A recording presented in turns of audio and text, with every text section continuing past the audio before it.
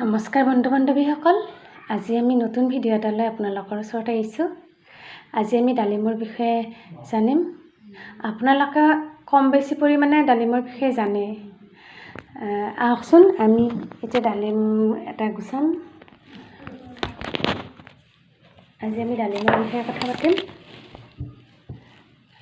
বতৰৰ সকলো সময়তে ডালিম আমি উপলব্ধ বুলি আটাইয়ে জানো।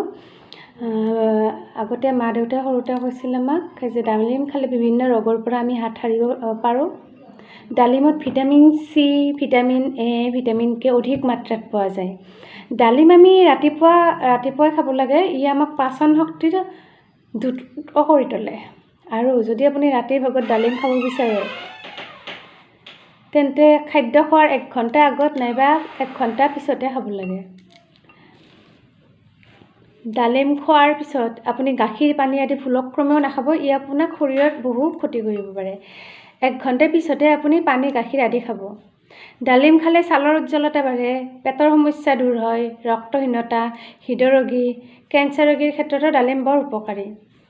ডালিমে ৰোগ প্ৰতিৰোধী ক্ষমতা বঢ়োৱাত সহায় কৰে। ডালিমে ৰক্তচাপৰ সমস্যাও নিয়ন্ত্ৰণ কৰিব পাৰে, হজম শক্তি বৃদ্ধি কৰে, মেধা শক্তি বৃদ্ধি কৰে। তাৰোপৰি শিশুৰ পেলু হ'লে ডালিম গছৰ শিপা আৰু ছালৰ ৰস যদি আপুনি খুৱায় সহজতে ভাল হয়।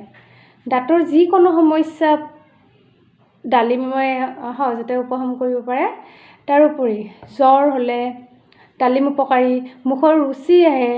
গতিকে আমি গম পালোঁ যে বহু ক্ষেত্ৰতে ডালিম এটা অতি উপকাৰী খাদ্য। গতিকে আপোনালোকে শিশুকক প্ৰত্যেক দিনাই এটাকৈ ডালিম খুৱাবৰ চেষ্টা কৰিবচোন। ধন্যবাদ।